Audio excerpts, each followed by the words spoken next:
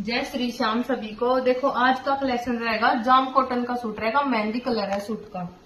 Suit देखो एक बार, full लंबाई चौड़ाई के साथ सूट रहेगा।